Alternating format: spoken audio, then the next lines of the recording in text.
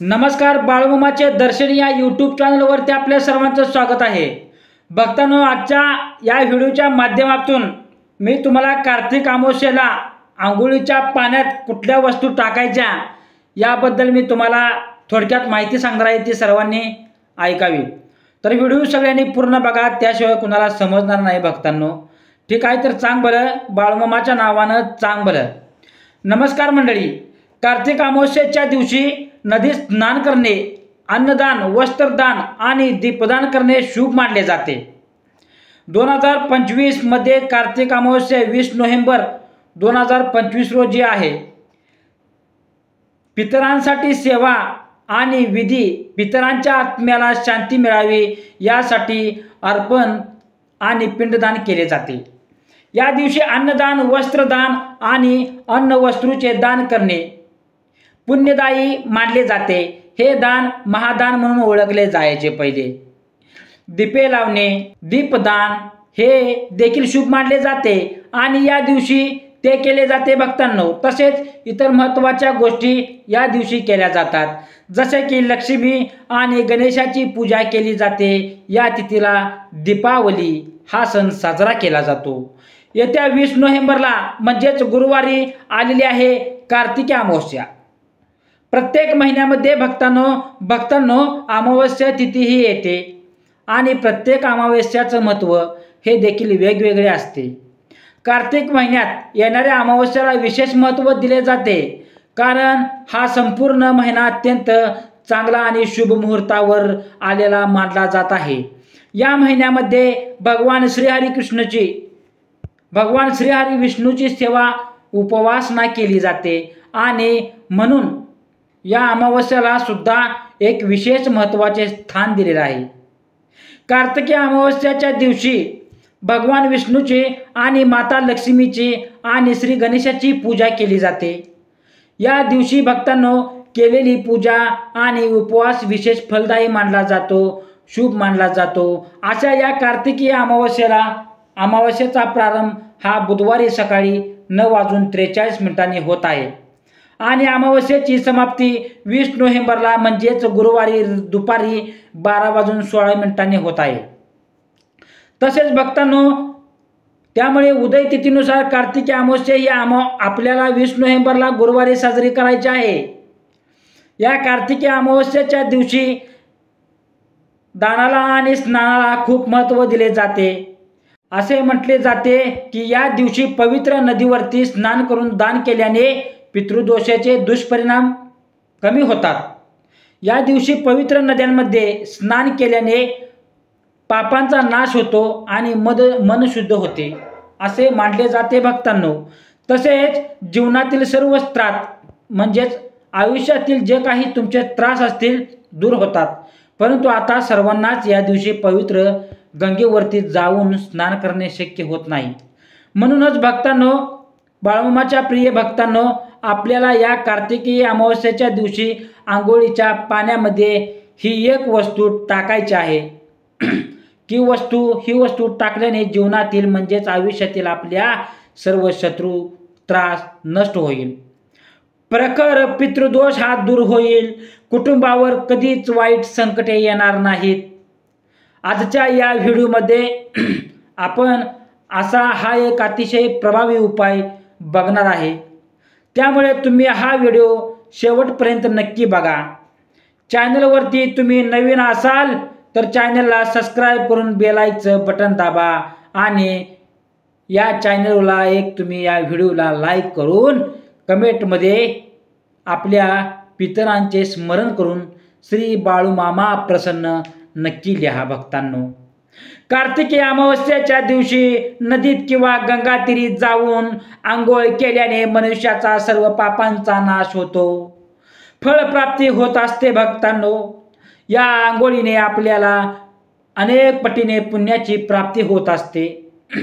या दिवशी गंगेचे पाणी हे अमृत बनलेले असते आणि यामुळे या दिवशी पवित्र नद्यांवरती स्नान करायला विशेष महत्त्व दिले जाते। या दिवशी हे स्नान केल्याने पितरांच्या आत्म्याला शांती मिळते, तसेच प्रखर पितृदोष हा दूर होतो। या स्नानाने, या आंघोळीने सर्व व्यक्तीचे सर्व दुःखातून मुक्त होतो, सर्व संकटातून देखील मुक्त होतो भक्तांनो. आणि म्हणून जर तुमच्या घराजवळ एखादी चांगली पवित्र नदी असेल तर भक्तांनो तिथे जाऊन तुम्हाला आंघोळ स्नान करायचे आहे, तर ते आवश्यक करायचे आहे भक्तांनो. आता ज्यांना पवित्र नदीवरती जाऊन स्नान करणे शक्य होत नसेल तर त्यांनी घरच्या घरीच आंघोळीच्या पाण्यामध्ये ही एक वस्तू टाकायची आहे. ही वस्तू टाकल्याने जीवनातील सर्व शत्रू त्रास, पितृदोष, दारिद्र्य हे दूर होत जाते. तर तुमच्या जीवनामध्ये एखाद्या शत्रू असेल, त्या शत्रूचा तुम्हाला वारंवार त्रास होत असेल तर भक्तांनो, त्या शत्रूमुळे तुमच्या जीवनामध्ये अडचण येत असेल, तुमची महत्त्वाची कामे पूर्ण होत नसेल, तुमच्या कामामध्ये अडथळे आणत असेल तर तुम्ही अमावस्येला आंघोळीच्या पाण्यात ही एक वस्तू टाकल्याने तुमच्या जीवनातील कोणताही शत्रू त्रास हा फक्त 2 दिवसातच संपेल. तो तुमच्या समोर येऊन गुडघे टेकेल. तसेच ही वस्तू आंघोळीच्या पाण्यात टाकल्याने प्रखर पितृदोषाचा त्रास हा कमी होतो. तसेच या उपायाने आपल्या कुटुंबावर कधीही संकट, वाईट संकट, विघ्न हे येत नाही. तर तुम्हाला या अमावस्येच्या दिवशी सकाळी लवकर उठायचे आहे भक्तांनो. हे जे स्नान आहे तर हे आपल्याला सकाळी ब्रह्ममुहूर्तावरती करायचं आहे. तसेच ब्रह्ममुहूर्तावरती सकारात्मक लहरी या खूप जास्त प्रमाणामध्ये असतात, कारण सर्व देवी देवता या ब्रह्ममुहूर्तावरती पवित्र नद्यांमध्ये स्नान करत असतात, लक्षात ठेवा. आणि याच टायमाला जर आपण हा उपाय केला तर आपल्याला सुद्धा त्याचं फळ हे नक्की भेटणार आहे, अधिक पटीने मिळणार आहे भक्तांनो. तर या अमावस्येच्या दिवशी आपल्याला हे जे स्नान आहे तर हे सकाळी 5 वाजल्यापासून सकाळी 6 वाजेपर्यंत करायचं आहे भक्तांनो. या वेळेमध्ये हा ब्रह्ममुहूर्त असणार आहे आणि या वेळेमध्येच हे स्नान करायचं आहे. जास्तीत जास्त प्रयत्न करा या वेळेमध्ये स्नान करायचा भक्तांनो. आता ज्यांना शक्य नाही, म्हणजे सध्या थंडी खूप जास्त प्रमाणात आहे, त्यामुळे ज्यांना ब्रह्ममुहूर्तावर ते स्नान करणे शक्य नाही अशांनी 8 वाजेपर्यंत हे स्नान केले तरीही चालेल भक्तांनो. किंवा जे अगदी उशिरा स्नान करतात, उशिरा आंघोळ करतात, तर त्यांनीही हा जो उपाय आहे तर हा उपाय तुम्हाला लक्ष देऊन ध्यानात ठेवून करायचा आहे भक्तांनो. तर तुम्हाला काय करायचं आहे, अमावस्या ही गुरुवारी असणार आहे. हे स्नान आपल्याला गुरुवारी करायचं आहे. थोडेसे गंगाजल त्याचबरोबर शत्रू त्रास नष्ट करण्यासाठी आपल्याला थोडेसे खडे मीठ आंघोळीच्या पाण्यामध्ये टाकायचे आहे.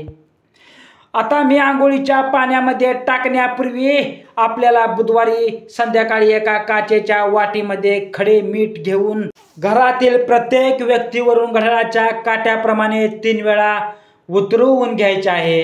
आणि यानंतर ही जी मिठाची वाटी आहे तर ही तुम्हाला तुमच्या घराच्या दक्षिण दिशेला ठेवायची आहे. जर तुमच्याकडे खडे मीठ असेल तर त्या वाटीमध्ये तुम्हाला खडे मीठ घ्यायचं आहे.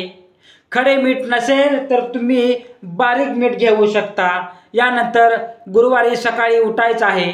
उठल्यानंतर अंथरुणामध्ये बसूनच तुम्हाला ओम नमो भगवते वासुदेवाय नमः किंवा कारागृहे वसते लक्ष्मी कर, मध्ये सरस्वती कर, मुले तू गोविंदनम, प्रभाते कर दर्शनम, या दोन्हीपैकी तुम्हाला एक मंत्र बोलायचा आहे. भगवंताचे आभार मानायचा आहे की त्याने आपल्याला हा दिवस दाखवला. यानंतर आपल्याला आंघोळीचे पाणी काढायचं आहे भक्तांनो. आंघोळीचं पाणी घेताना जास्तीत जास्त कडकडीत किंवा एकदम थंड पाणी घेऊ नका. कोमट पाणी जे आहे तर ते आपल्याला आंघोळीसाठी वापरायचं आहे. यानंतर आज आपण बुधवारच्या रात्री जे दक्षिण दिशेला खडे मीठ वाटेमध्ये ठेवलं होतं तर त्यातलं चिमूटभर मीठ हे तुमच्या आंघोळीच्या पाण्यात टाकायचं आहे. तर आपल्याला गुरुवारी आंघोळीच्या पाण्यामध्ये चिमूटभर हळद, एक मीठ आंघोळीच्या पाण्यात मिसळल्याने वातावरणातील नकारात्मक ऊर्जा दूर होते आणि मानसिक संतुलन राखण्यास मदत होते. भक्तांनो, हळद ही शुभ मानली जाते आणि तिच्या वापरामुळे नकारात्मकता येते. आणि वेलची आंघोळीच्या पाण्यात वेलची पूड टाकल्याने नवग्रहांचे दोष कमी होतात आणि स्नान शुभ मानले जाते. पंचगव्य, काही धार्मिक परंपरेनुसार भक्तांनो पंचगव्य पाण्यात टाकून आंघोळ करणे शुभ मानले जाते. कार्तिकी अमावस्येच्या दिवशी गंगा स्नानाचे विशेष महत्त्व आहे. त्यामुळे शक्य असल्यास गंगेच्या पाण्यात स्नान करावे. तर साध्या पाण्यात गंगाजल मिसळून स्नान करू शकता. आपल्याला 1 चमचाभर गंगाजल हे आंघोळीच्या पाण्यात टाकायचं आहे. आता तुमच्याकडे पवित्र गंगेचं किंवा पवित्र नदीचं पाणी असेल तर ते तुम्ही आंघोळीच्या पाण्यात थोडंसं टाकू शकता. नसेल तर जिथे कुठे पूजेचं साहित्य मिळते तिथे 30 रुपयांना एक गंगाजलची बॉटल मिळते, तर ती तुम्हाला आणायची आहे आणि त्यातील तुम्हाला 1 चमचाभर गंगाजल हे आंघोळीच्या पाण्यात टाकायचं आहे. भक्तांनो, आणि यानंतर या पाण्याने आपल्याला डोक्यावरून स्नान करायचं आहे. स्नान करत असताना गंगेचं यमुने चैव गोदावरी सरस्वती, गंगेचं यमुने चैव गोदावरी सरस्वती नर्मदे सिंधू कावेरी जलेस्मिन सन्निधे करू, हा मंत्र तुम्हाला म्हणायचा आहे. स्क्रीनवरती मी मंत्र दिलेला आहे, तर या मंत्राचा पठण करून तुम्हाला हे जे स्नान आहे तर हे स्नान करायचं आहे. किंवा ओम नमो भगवते वासुदेवाय नमः, ओम बाळूमामाय नमः, या दोन्हीपैकी तुम्ही किंवा हे दोन्ही सुद्धा मंत्र तुम्ही म्हणू शकता. आंघोळीच्या वेळी या मंत्रांचं पठण केल्याने अक्षय पुण्य प्राप्त होते असे आपल्या शास्त्रामध्ये सांगितले गेलेले आहे आणि यामुळेच मनुष्याचे शरीर आत्मा शुद्ध राहतात. या स्नानाने निरोगी आयुष्य मिळते, तसेच नकारात्मक ऊर्जा तुमच्यापासून दूर राहते. प्रखर पितृदोषाचा त्रास हा दूर होतो आणि आपल्याला प्रत्येक कामात यश मिळते, आपण सक्सेस होत जातो. तर भक्तांनो, हा महत्त्वपूर्ण व्हिडिओ तुम्हाला कसा वाटला, आवडला असेल कमेंट करून सांगा. आणि ही माहिती तुम्हाला उपयुक्त वाटली असेल तर व्हिडिओला एक लाईक नक्की करा आणि चॅनलला सबस्क्राईब करून बेल आयकॉनचं बटन दाबा, जेणेकरून ही सर्व भक्तिमय बाळूमामाचे संदेश जे काही असतील ते तुमच्या व्हिडिओच्या माध्यमातून तुमच्या यूट्यूबपर्यंत पोहोचतील. त्यामुळे सबस्क्राईब करून बेल आयकॉनचं बटन दाबा आणि कमेंटमध्ये श्री बाळूमामाय नमः, बाळूमामाच्या नावानं चांग भलं, ओम बाळूमामाय नमः, हाच कमेंट करा भक्तांनो. आणि आम्हाला दुसरा व्हिडिओ तुमच्यापर्यंत पोहोचवण्यासाठी प्रोत्साहित करा. बोला बोला बोला बाळूमामाच्या नावानं चांग भलं.